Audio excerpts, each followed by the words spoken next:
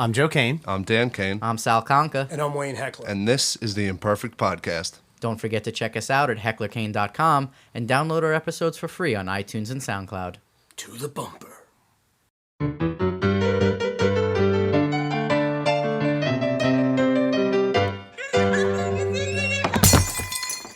So today on the Imperfect Podcast, we're talking to Editor-in-Chief Manon de Reeper from Film Inquiry. She's got a really unique perspective on films. She started this as a personal film blog and now has over 100 people on staff.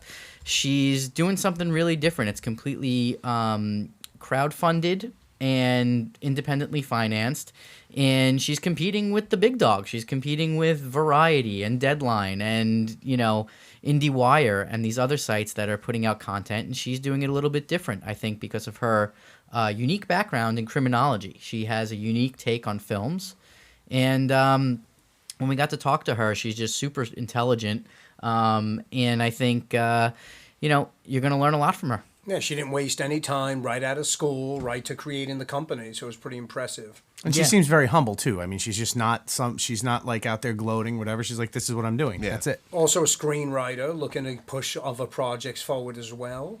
Exactly, which I think is going to be interesting. I hope she gets one of her movies produced. She just participated in a contest with Screencraft and went the distance. Yeah, she got into the quarterfinals. Quarterfinals. But good, really, really good stuff. And I think she's going to continue to be a shining star in the film industry that you're going to see around for a while. So let's hear from Manon. Manon, welcome to the Imperfect Podcast. Thanks for joining us today, all the way from Australia. Yes. Thank you so much for having me. You're welcome. Glad you can make it on a Friday night. What time is it over there? You guys complete 12-hour difference, 9 a.m.? Yep, 9 a.m. That's right. All right, so you're bright and early. We're tired and want to go to bed, but she's just starting out today. You're just getting your day going. Where in the U.S. are you then? We're in New York. Oh, okay, cool. Yep, on Long Island, right outside New York City. Have you been to New York before? I have, yeah. Oh, excellent. In 2008, so a fair while ago by now, yeah. Oh, very cool. None of us have actually made it down under, although it is an interest for me. I would love to get down there eventually. Yeah. Yeah, it's totally worth the 24 hours of flying. I bet. Yeah. The sights have to be beautiful. Before we get rolling, I just want to give a shout out to Brandon Waits over at Mixnology and Film Empire for recommending you for an interview tonight and all that good stuff. So, how do you know Brandon, by the way? I don't know. The internet, I guess. It's the magic of the internet. Magic of social media. Exactly. So we just got to talk at some point, and we got along quite well. So we've been chatting about a lot, and so about filmmaking and his film contest that he's running now with the Film Empire, and just entrepreneurs trying to make it in Hollywood, I guess. So that's how we're just being friends and trying to help each other along. Yeah. Yeah, of course. The common bond of the filmmaker. We're the same. That's how we met Brandon. And we actually recorded their event when they came to New York, when they did their Mixnology event in New York. But let's get into your stuff. Film Inquiry is your magazine, your online magazine. Yep. When did you get the idea for this? How long has it been around? Oh, gosh.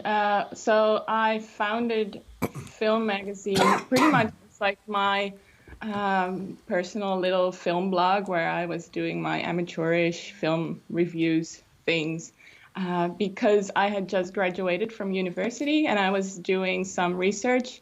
I was graduating in criminology and I was studying some it's still the most geeky thing ever, but I was looking at how dystopian science fiction film presents some of future effects of real life policies. So foreigners and I don't know, mostly crime related as well. So punishment and stuff like that. And I was really enjoying that. Loved it. It was the best time of my life. And I wanted to keep doing film because I'd actually always wanted to get into film because it was my biggest passion, but I I don't know, family and friends recommended me not to go to film school, but I still ended up making everything about film anyway. So my criminology thesis was about film. And so that's when I founded my little blog, and that, people liked it, and I wanted to involve more people because I knew if you have more people, you can do more. Mm-hmm. So that's the ball started rolling, and that was early 2014. Mm-hmm. So and that's ever since we've just been publishing stuff, and not too much either. I don't want to publish too much because I don't know how you guys feel, but I sometimes get overwhelmed with how much some of these big magazines push out. Like the amount of content is quite overwhelming sometimes. Like 10 reviews per day. Yeah. Yeah, exactly. So we wanted to keep the content minimal, I guess, but the actual articles bigger. So it gives us the opportunity to go a little bit more in depth and explore one film a little bit deeper. And and that's been working pretty well, and more people are signing up to join us to write. Also, a lot of people who have told me that they're pretty disillusioned with current online film journalism as well. Like, we really want to be able to talk about film a little bit more than just Marvel's Easter eggs, or so it's pretty fun, and I feel like more people are picking up on it now. So I'm really stoked and excited that finally all the hard work is paying off. Excellent. Now, it's funny, since you mentioned it, we're all pressed for time. So how do you decide which films you write about? Honestly, though, at this point, I have the luxury of having a team of like 100 people. So I have a combined amount of time, I guess. So I personally don't review that many films anymore. So when I do, like, I'm trying to get this little YouTube series of my own started, where I just quickly go over some films that I've seen recently. But I mean, even for me, like, picking the films that I want to watch every day is starting to become a bit of a challenge, just because it's starting to get so busy. But I feel like I have this responsibility to watch movies, so Right. Well, how is it being at the center of, like, you said over 100 people that you're working with that are submitting and putting in articles here. You're kind of at the center of it. What is like the daily grind for that? Like, what do you do each day for that type of thing?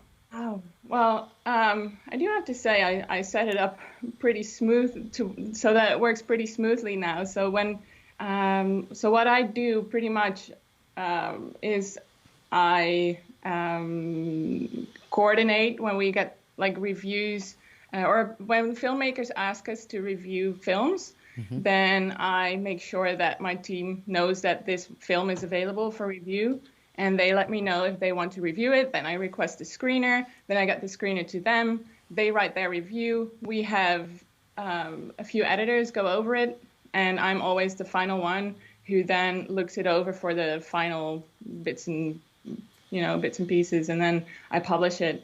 And or we have a pretty strict schedule that we adhere to. Mm-hmm. So I make sure that the schedule is filled in, all the time slots are properly filled, and then the whole social media thing, which I thankfully have some help for now as well.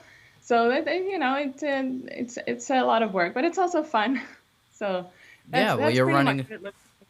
And for like other articles that we do, just general features, it's mostly just all the writers pitching their really good ideas, and usually it's like, oh, this is a great idea, so go ahead, have fun, and then they deliver great work.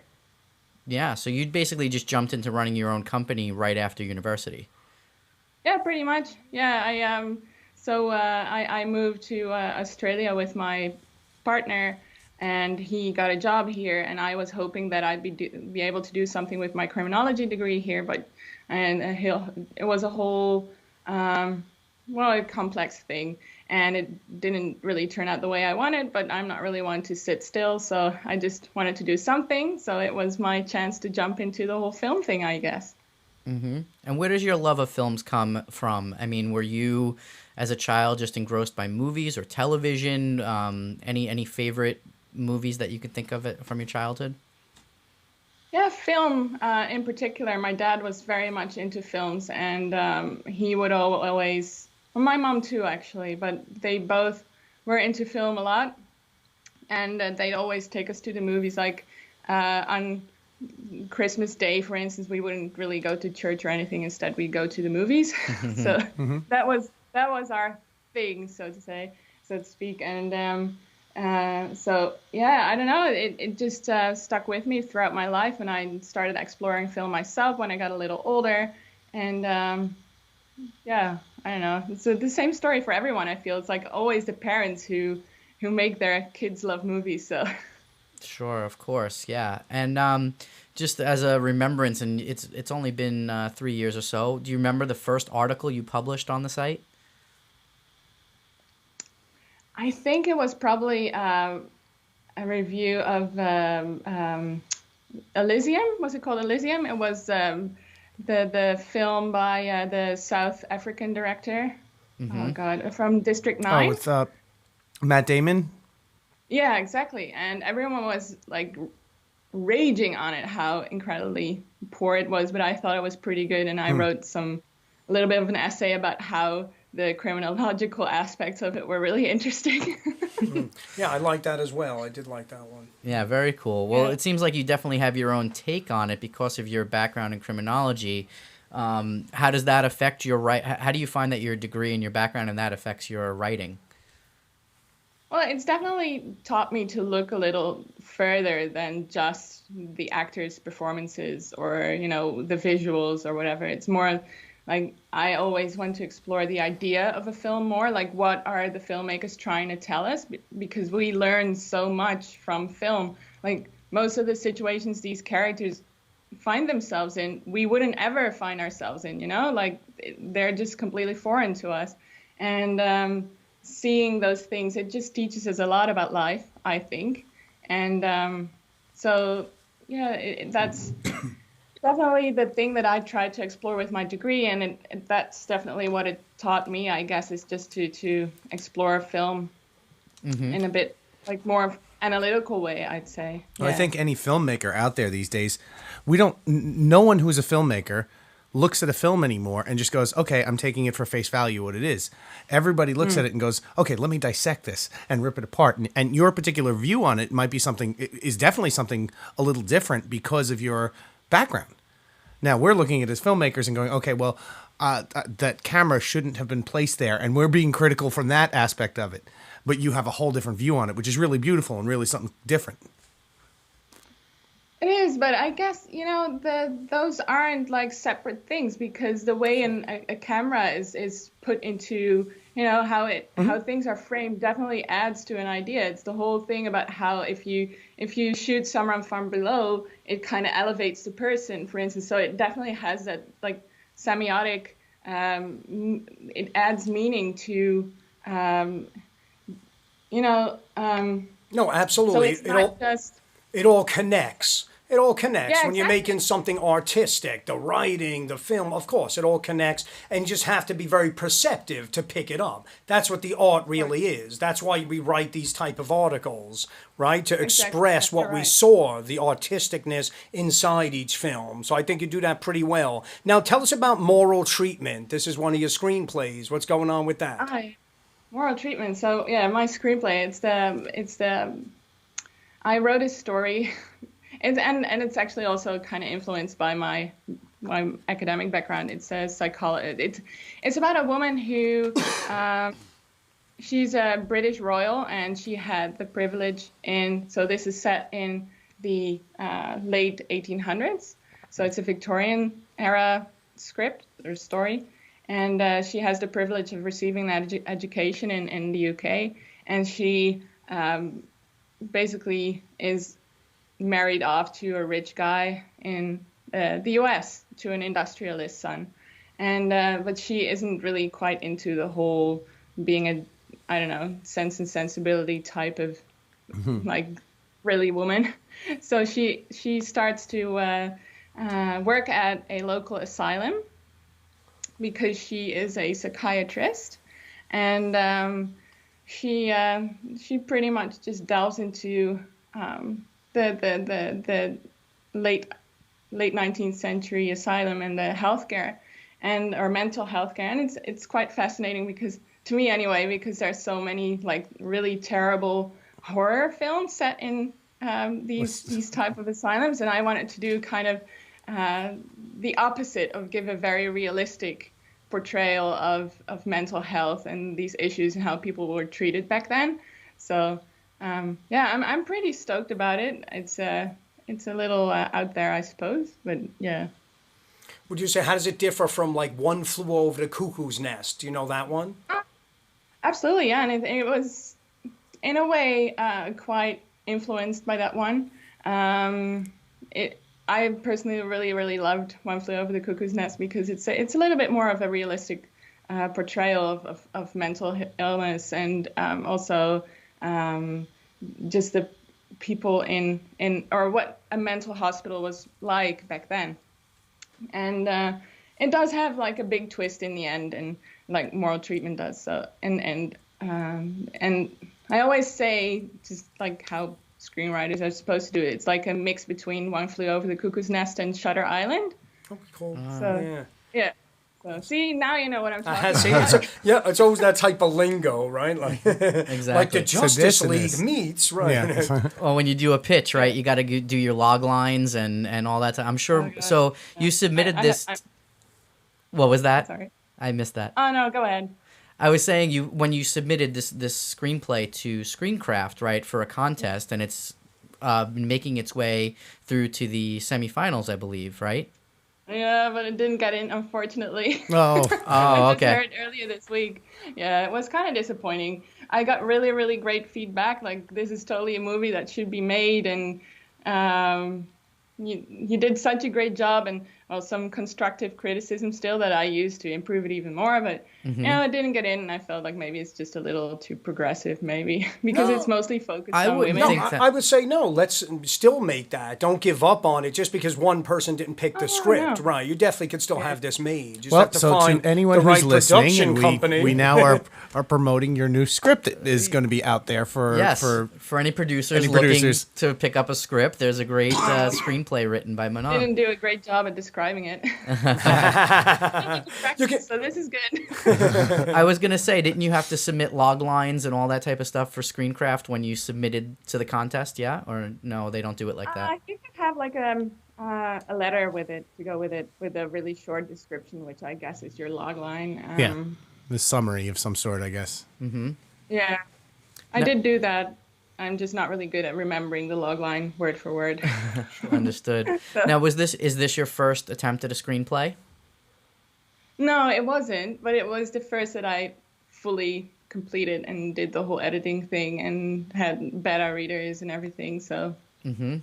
Well, I did see your video on YouTube talking about submitting and completing this screenplay in 1 month. In 1 month, you wrote the entire screenplay, which I think was great. Do you want to talk about that video and how it's been received? I think there was a lot of positive comments along with that video. Yeah, the thing is, and it was a challenge for me as well. Like, how do you get into the mindset, I guess, of writing? Because writing can be such a mind suck, I guess. It's just a lot to. You need to put a lot of energy and creative energy into writing, and if you don't keep at it every day so I did it for 30 days, it's easy to get out of that again. So, and for me, so I did this NaNoWriMo thing, so the National Novel Writing Month, and kind of adapted it to my own needs. And that really worked for me. And I was like traveling and working during that month still. But just because I had this goal of writing 3 pages a day, which is really doable, I finished writing 90 pages in that month, and I already completed like 30 pages or something before that. So I came down to 125 pages, I think, in the end. And I had and also the thing is that if you're focused on just writing, you don't have the time to go back and edit it like constantly, like that's the thing. You just keep going back and reading what you have and hate what you have, because honestly, that's part of the whole thing. And then you just keep editing it, and you don't actually write anything new. So that was also, it really helped me in just keep writing, don't look back and just keep going. It's probably a good plan, right? Write the whole thing from start to finish, give yourself a deadline. Then when you have time, say, okay, now I'll make it better. But the story is done. So it's a great feeling to reach that point. Yeah. Oh my God, when I finished those 30 days and I'd actually had the whole thing, I was like, oh, I can do this. Excellent. That already, it's so motivating. And then you can go back and hate on it all you want and improve it. But at least you have the thing. See, even if you don't win at the contest, you really did, because it gave you a structure of how to work. So you definitely come away with the reward. The thing is, though, these contests, like the Screencraft one, for me, it was my deadline. I had seen that the deadline was in January 15. That was just my goal. I figured if I want to actually do this, I want to have like a concrete goal that I could work towards and submit the thing. It was my first complete script. I wasn't thinking that I'd ever win. Obviously, I didn't. But I did make it to the quarterfinals, which I'm already pretty stoked about. Right. Especially if you consider that there's 2,000 submissions that they got. That's excellent. It doesn't even matter how good your screenplay is anymore at that point. I think, it's more like a game of luck almost. So there's so many people who submit great work. If it all depends on those few people and what appeals to them personally as well, I think. So I still think there's probably an audience out there who might be interested in my story. So I also feel like just winning one contest isn't going to win you the Hollywood game. No. So, right. And that's part of it. I mean, now that you've had practice on that arena, there's ways for you to go network. You've met people like Brandon. You meet other people in the industry, and I mean, you're in it. I mean, you probably are connected to so many filmmakers and things like that at this point. The relationships matter. People want to work with people they know. That's one of the things we've learned doing this podcast. We've made relationships with actors and other producers and screenwriters and all that in doing this. So, same thing. Somebody that you meet may connect with that script and want to have it produced, and it may go through a couple of script rewrites before then and before it's finalized. You never know. But it also will give you the fuel to write another script. So. Absolutely. And that's also the thing that I've learned through Film Inquiry and just this whole screenplay submission thing is that it's more about the people you know. So I honestly quite feel for the people who feel that if they need to win one of these contests to make it, because that's just not the way it works. I feel you need to really, I mean, I'm in Perth, Australia, and I'm trying to get to know people out there. So it's definitely possible. I mean, my magazine has definitely helped me in that position because it's in a very casual way. I've gotten to know a lot of people.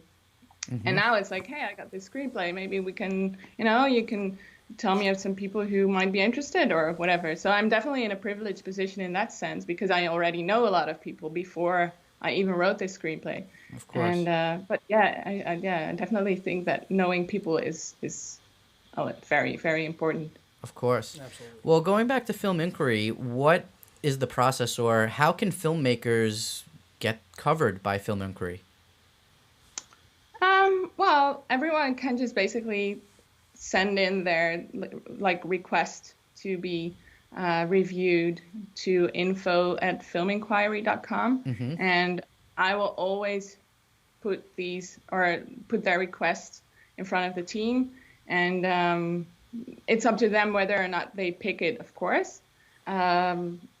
It happens sometimes that just no one's interested, and then it sort of nothing happens. Sure. And we can never, that's something I do need to stipulate, is that we cannot guarantee a positive review. So you may get your review, but you may not want it. Yeah. Just gotta always be honest. That's true. Is there some sort of criteria that you look for a film to stand out? Not at all. I try to put everything out there because I just want to, as I said, there's an audience for every film. So I feel like I don't try to filter it in that sense. So I just offer it to my team, and then they can decide, and that's a lot more people than just me. So then they can decide whether or not they are interested. So because there's lots of different. Sure. Yeah. Cool. Well, Manon, thank you so much for joining us tonight. This was like super interesting. I think your background is great. And your perspective on film certainly, has proven itself to be very popular with Film Inquiry. I mean, it's everybody knows who the site is, and we're definitely fans as well. So thanks again for coming on. Do you want to give out some social media handles or how people can get in touch with you or? Well, first of all, thank you so much for having me again, and it was a blast.